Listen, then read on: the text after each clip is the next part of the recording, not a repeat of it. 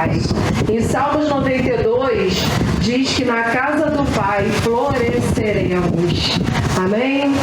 Toda vez que estamos na casa do Pai, com o nosso coração voltado a fazer as coisas do Pai, a gente vai florescer.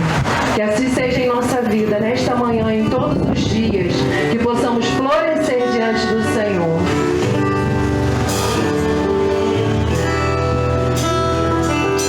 Nesse lugar também há unção e há poder para que coisas extraordinárias aconteçam.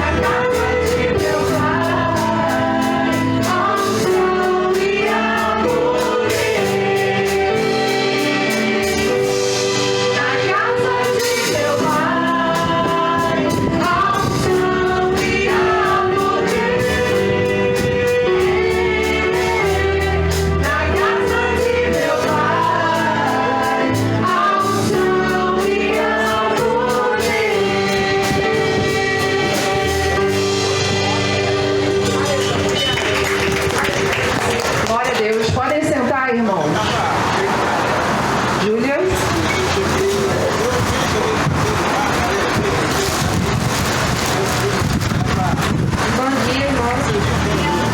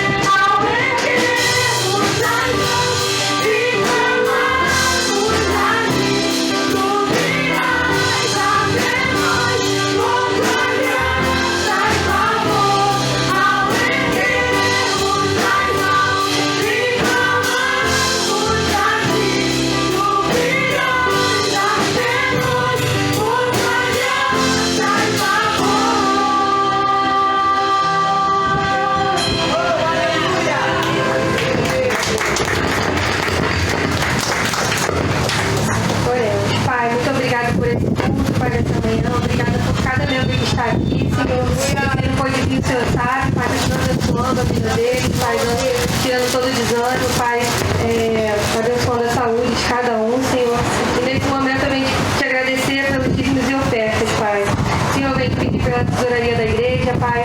Senhor, vai dando sabedoria na hora de administrar, Pai, o dinheiro, Senhor, e te agradecer, Pai, te pedir pelo Mateus, que vai estar trazendo a palavra agora, Pai, que a palavra entre nossos corações. Também te agradecer, em nome de Jesus, amém. Amém.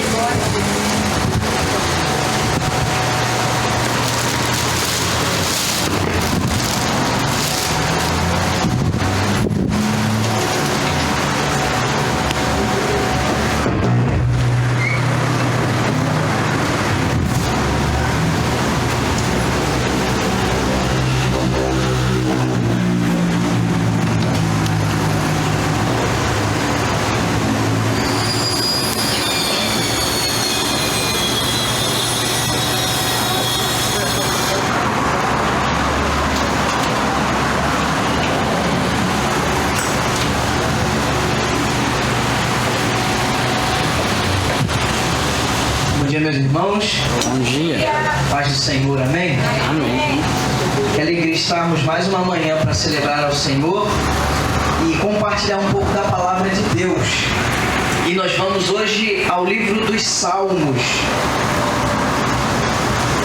Nós vamos ler um Salmo de Asaf, Salmo de número 50.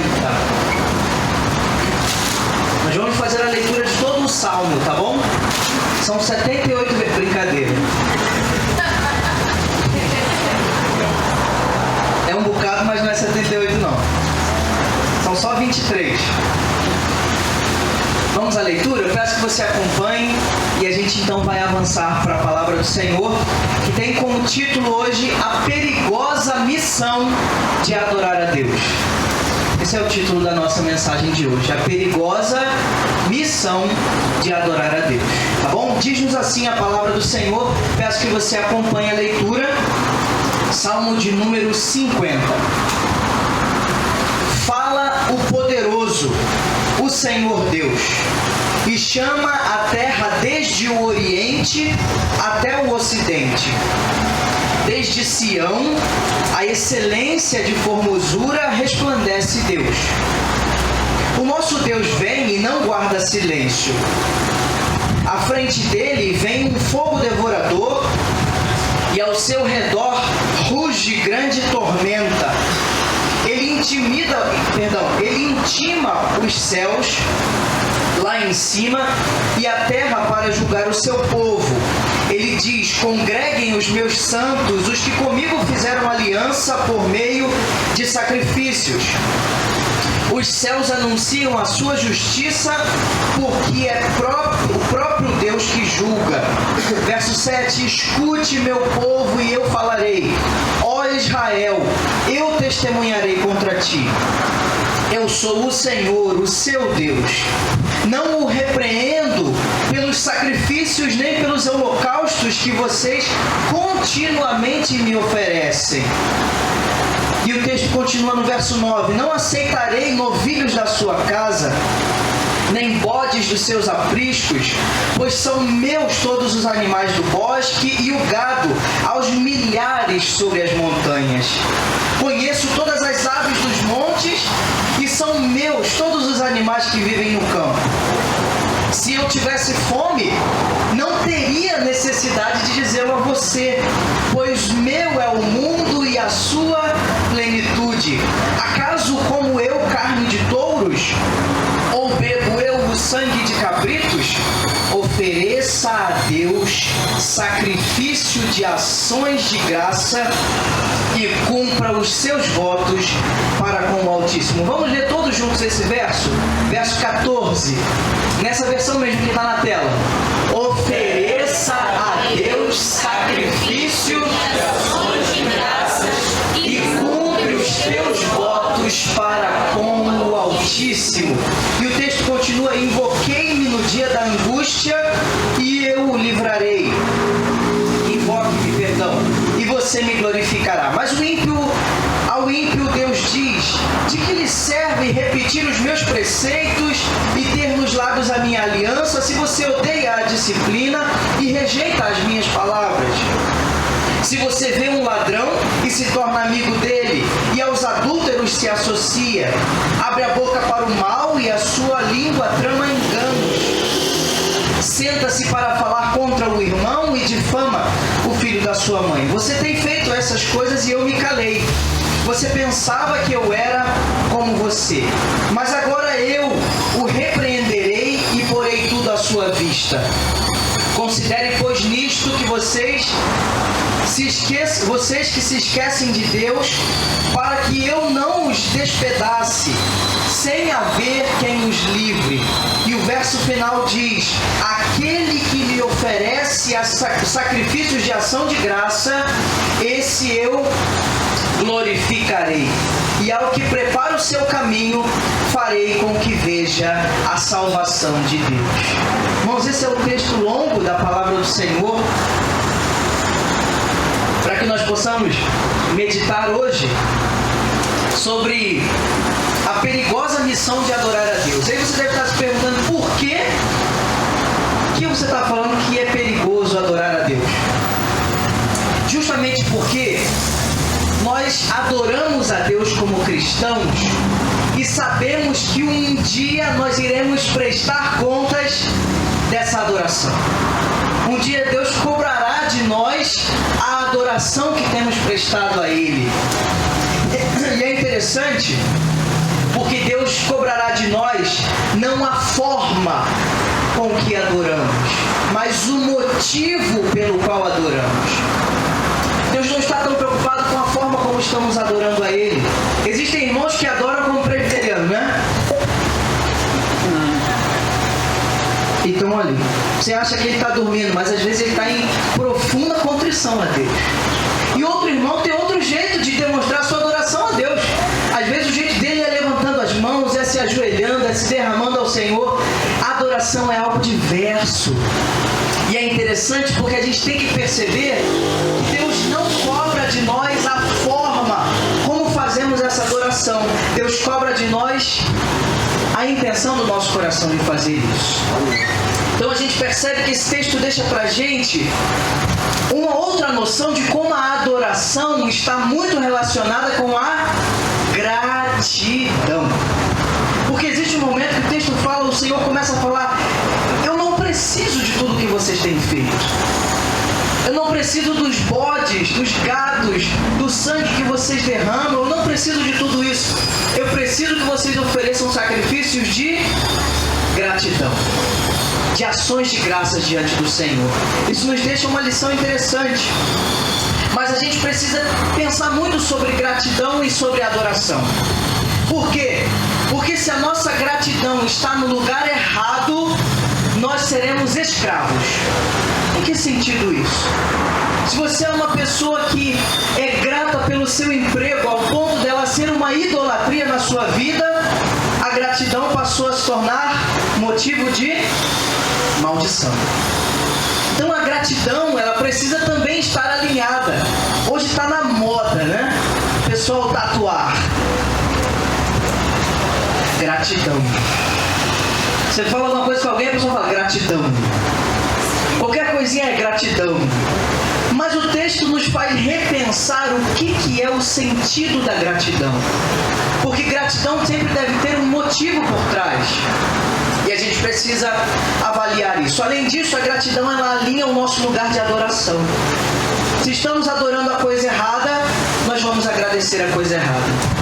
Se o nosso Deus é o dinheiro, a quem seremos gratos? A dinheiro. Se o nosso Deus é a fama, quando chegarmos lá, quem será o nosso Deus? A fama, os holofotes. Então Deus quer realinhar esse povo que Ele mesmo está falando.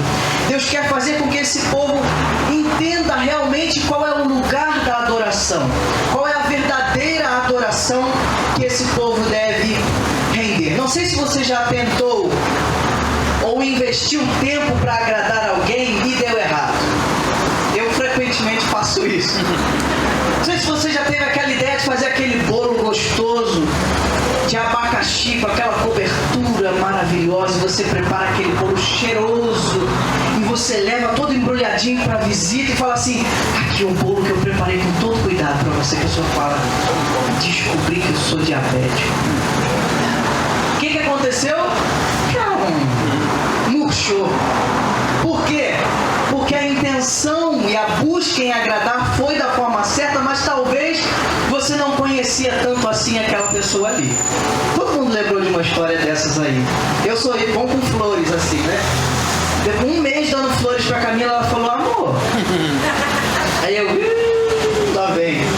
Flor é até legal, mas murcha rápido. E aí não dá pra aproveitar muito. Me dá chocolate, né? Então, mas ela gosta assim, ela gosta de flores, tá ali reclamando. Mas o que eu quero trazer? Para que nós façamos e tenhamos uma adoração eficiente, nós precisamos conhecer a quem nós estamos adorando. E o texto começa falando quem é este. O texto começa falando e o texto deixa uma série de características. Então a adoração, ela envolve conhecer quem nos chama, quem nos convoca a esse lugar de adoração. E o texto deixa algumas características de quem nos chama. E ele começa falando: fala o poderoso. Já é suficiente para a gente obedecer, né? Fala o poderoso, o Senhor Deus. E ele é tão poderoso, ele é tão Senhor, que ele chama a criação como testemunha. Eu ouvi uma vez uma história engraçada. A minha avó sempre contava essa piada. Há muitos anos atrás ela contava essa piada. Eu sempre lembrei dela.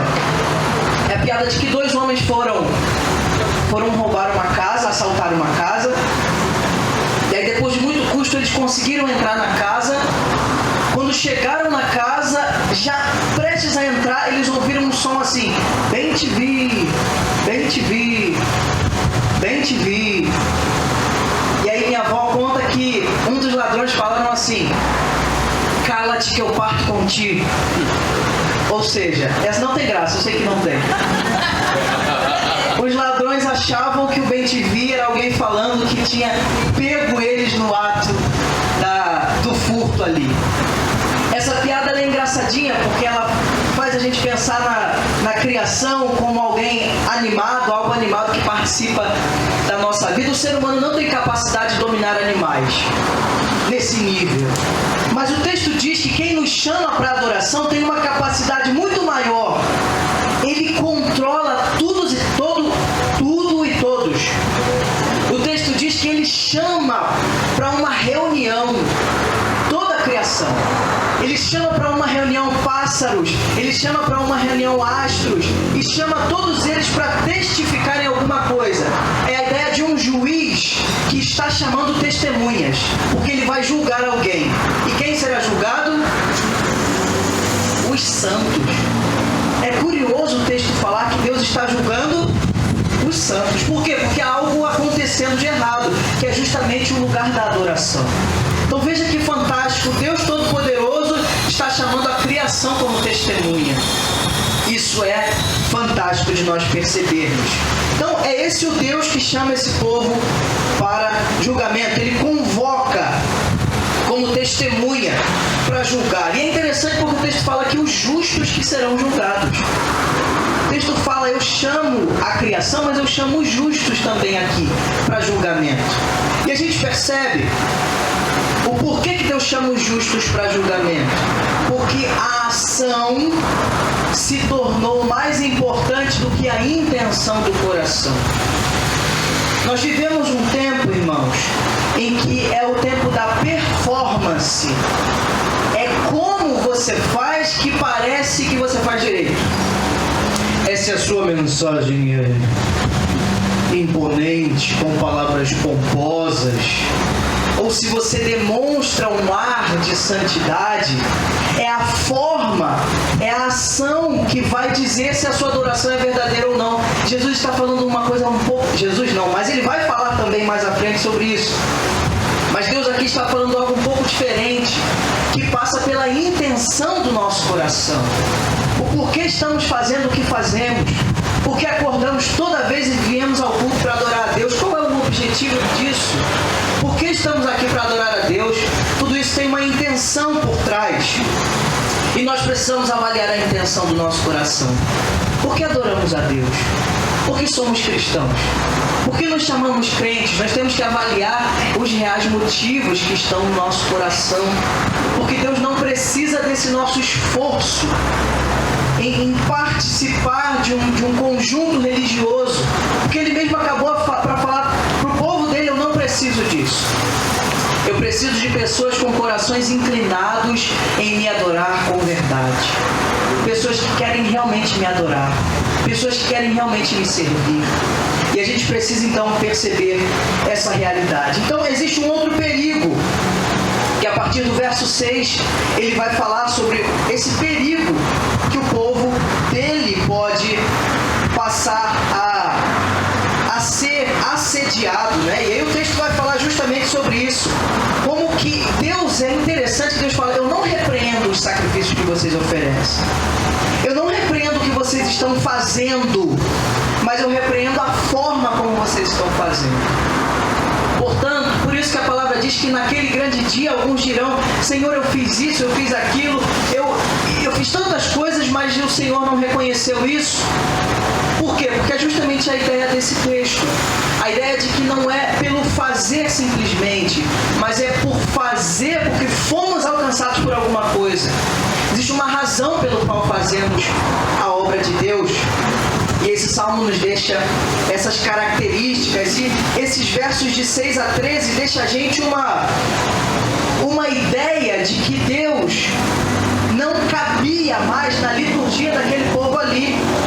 Porque não sei se você lembra da história do povo de Israel, eles se tornaram autossuficientes.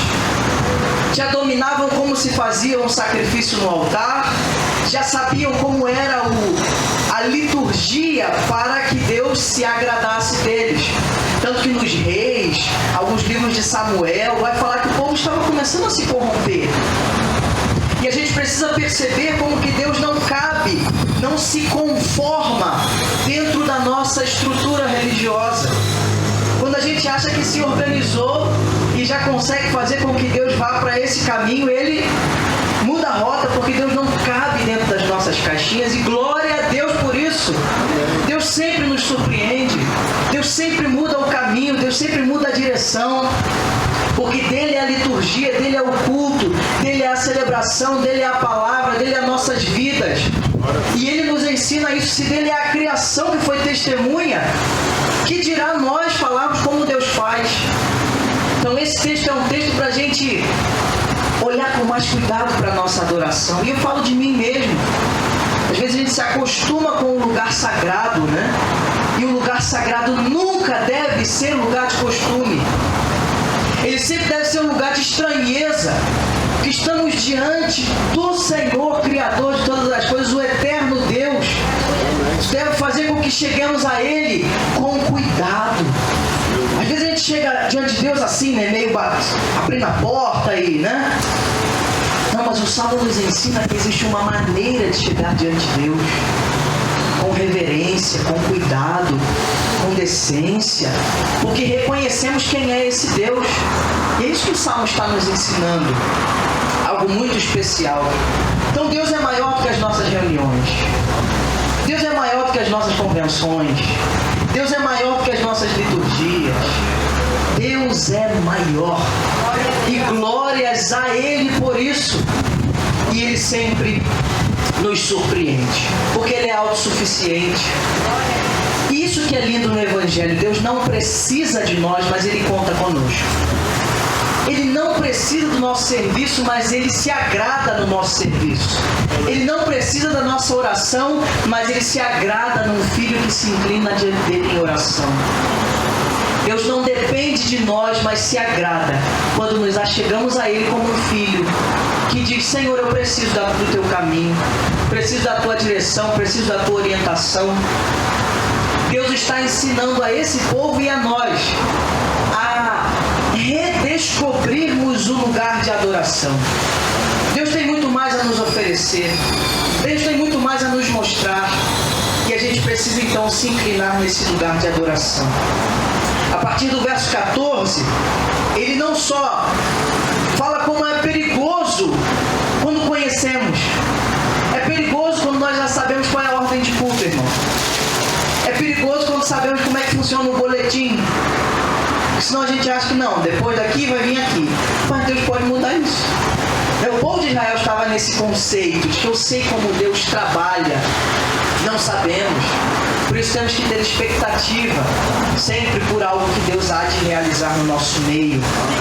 Mas a partir do verso 14, nós vamos ver que ele fala como que nós podemos desenvolver uma piedade. Seguir o caminho contrário de quem se acostuma com a adoração, nós podemos desenvolver uma vida de piedade cristã, uma vida de uma adoração verdadeira. Ele fala de celebração. Ele fala de celebração a partir do verso 14. Ele fala, ou seja, ao invés de vocês fazerem muitas coisas, vocês precisam ter uma atitude mais interna, que é de agir em gratidão. Irmão, ser grato a Deus é algo poderoso. Ser grato pelas coisas que Deus faz é algo poderoso. Um crente agradecido a Deus estremece até mesmo o inferno. Porque ele está feliz no Senhor. O apóstolo Paulo mesmo fala, eu sei, eu estou bem resolvido com Deus. Eu sei que eu tenho crido. Eu sei que eu te passei por isso, passei por aquilo, teve problema, teve acusação, teve perseguidor, teve o Império Romano, teve cristãos que me perseguiram, teve um montão de coisa. Mas eu sei em quem tenho crido e sei que é poderoso. Então o lugar da gratidão nos coloca no lugar certo de adoração. Esse salmo ele está começando a nos ensinar sobre esse lugar de celebração. Somos o povo da celebração, irmão. Somos um povo jubiloso. Acabamos de ler o Salmo 126, né? Que fala sobre o povo que vai, né? E que consegue depois colher os seus feitos em alegria, porque lembra dos feitos do Senhor. Estão como quem sonha, porque o Senhor libertou do cativeiro em Sião. O Senhor nos libertou de forte mão, irmão. E do império das trevas, mais forte que o império romano, que o império assírio. Deus nos libertou do império das trevas. Por isso podemos agir em gratidão. E aí tem um comentarista que fala que o fato de esquecermos de Deus resulta no mais grave dos perigos. Por quê? Porque aí o nosso pecado mais abominável não são as transgressões cometidas, mas o fato delas nos incapacitarem a realizar a nossa função mais elevada, glorificar e adorar a Deus. Irmãos, a nossa maior função no mundo é glorificar a Deus. A nossa maior missão no mundo é adorar a Deus. Nós somos criados para adoração. Nós somos criados para celebração. Nós somos criados para viver uma vida em adoração a Deus. E nós temos que entender que as coisas exteriores não podem abafar isso na nossa vida. Não podem abafar. Às vezes tantas coisas nos assediam no mundo e a gente esquece de viver em adoração a Deus. E adoração a Deus não é um crente bobo que vive. Você já viu gente que ri de tudo? Fica tá apanhando, sofrendo, mas não é esse o sentido. É o sentido de alguém que tem consciência de que às vezes está sofrendo, mas ele tem paz. E porque não é uma alegria no sentido de um sentimento bobo, mas de uma convicção do coração. De quem sabe onde a sua vida está guardada, onde os seus planos estão sendo nutridos e onde a sua alma está eternamente guardada, que é no Senhor. E a gente consegue viver esse tempo de celebração. Mas a gente também consegue cumprir votos. Verso 14 fala aí, cumpra os votos para com o Altíssimo. Cumprir aquilo que você tem estabelecido. A gente planejou em janeiro, muita coisa, né? Você ainda tem a listinha ou já foi pro lixo? E já estamos indo para março. Quais são os... Você lembra ainda dos seus votos? Né? Às vezes ela está lá guardada, lá longe. Resgata isso. Né? Cumpra os votos para com o Senhor. E além disso ele fala sobre um clamor, né? Sobre uma invocação do tempo da angústia. Então, irmãos, nós precisamos ser os que resistem a isso. resistem ao costume. O pastor estava falando agora, antes da gente vir para o culto, que a gente não pode se acostumar, né, em vir ao culto toda semana e vir uma coisa comum, a gente é crente mesmo. Não, é viver nessa adoração que não cai no que o povo de Israel caiu, de que eu já sei como é que funciona. Eu vou faltar o culto hoje porque eu já sei como é que funciona. Vou faltar o culto hoje porque vai ficar gravado lá no YouTube, depois eu assisto. Nós não podemos cair nessa que o povo de Israel caiu. Nós temos que ser levados a uma verdadeira adoração. Então, irmãos, há um perigo. Verso 16 vai falar sobre essas repetições. E Mateus também vai falar depois sobre isso. De que quando fores orar, não usem de vãs repetições, né? Mas precisa ser um movimento do coração diante do Senhor. Então envolve o nosso coração. Nós precisamos saber que essa gratidão a Deus nos leva ao lugar que Deus deseja. Nos leva ao lugar que Deus tem para as nossas vidas. Qual lugar Deus tem para a sua vida? Qual lugar Deus quer te promover nesse ano? Não estou falando de promoção profissional, mas se Deus quiser abrir a porta, Ele vai fazer. Mas eu digo de promoção a nível espiritual, a novos lugares. Isso envolve adoração verdadeira e gratidão. Gratidão ao Senhor. Como alguém que honra ao Senhor, e o final desse salmo vai falar sobre isso. O último verso vai falar sobre aquele que não faz esses caminhos, aquele que consegue viver numa adoração verdadeira, em gratidão ao Senhor. Ele oferece sacrifício de ação de graças, e esse me glorificará. E ao que prepara o seu caminho, lhe dará a salvação. Nós podemos ser o povo, irmãos, que honra a Deus, que apresenta a Deus os seus caminhos e que Deus abre as portas da salvação. Irmãos, é um desafio que esse salmo nos apresenta. É um desafio. O desafio de sermos crentes genuínos, sabe? Crentes que quando alguém olha pra gente fala assim, não tem como negar que existe Deus na vida dessa pessoa. Não há como negar que uma palavra que declaramos para alguém não foi vinda da parte de Deus. Não há como negar que uma ação que fazemos na vida de alguém, a pessoa não reconheça que é Deus fazendo. Nós precisamos ser essas, Jonathan Edwards fala assim, essas tochas vivas, essas pessoas que Deus contempla a glória do Senhor através das nossas vidas. Se em uma vida isso pode acontecer, que imagine numa congregação, que é uma agregação de pessoas, né? Uma coletividade. Imagine, irmãos, uma igreja comprometida um com a vida do outro, um com o problema do outro, um com a alegria do outro, para que sejamos esses que buscam realmente transbordar ao mundo essa felicidade, essa alegria que vem da parte do Senhor. Nós precisamos renovar nossas alegrias no Senhor. Precisamos renovar nossa esperança no Senhor. Que apesar de tudo, Ele tem cuidado de nós. Apesar de tudo, Ele é bom. E a sua misericórdia dura para sempre. Então esse salmo, não sei se será ou se está sendo um sacode na sua vida, mas na minha é. Porque às vezes a gente acha que controla Deus. Às vezes a gente acha que as coisas já estão caminhando certo, que eu fiz para que Deus viesse para o trilho, né? É o tanto que eu orei, eu convenci Deus a vir para o meu caminho. Não, o Salmo nos ensina que não é nada disso. É Deus que governa sobre tudo, é Deus que tem o caminho, é Deus que tem a solução.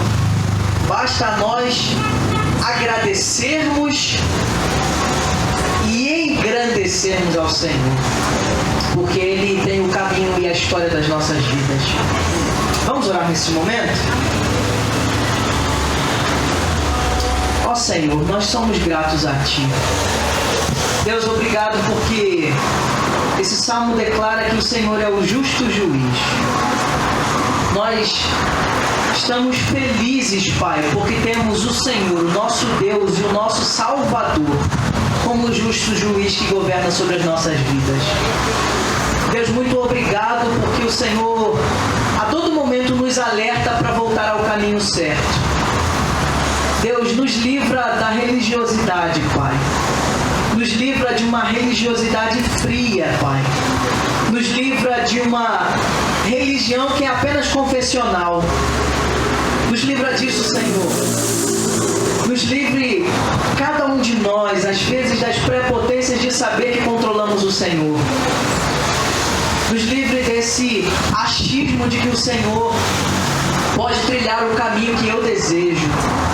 Senhor, o povo de Israel caiu nesse lugar, Deus, mas nós não cairemos, porque seremos o povo que, diferente disso, adorará o Senhor em gratidão, em celebração por tudo que o Senhor tem realizado. Porque, como Paulo declarou, nós queremos declarar um dia que sei viver no pouco, sei viver no muito. Sei viver com fartura, sei viver com escassez, sei viver no frio, sei viver no calor, sei viver naufrágios e sei viver momentos em palácios, porque o Senhor quem tem nos sustentado, e o Senhor é a alegria e o regozijo da nossa alma.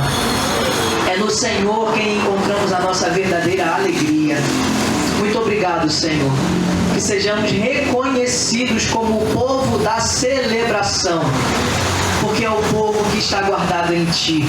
Muito obrigado. Nos conduza à adoração verdadeira que glorifica o Teu nome.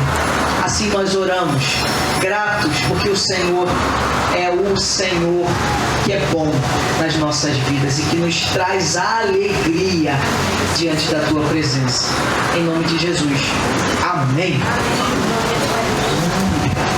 Irmãos, agora já emendando, vamos distribuir as revistas, tá bom? Quem é da classe dos adultos?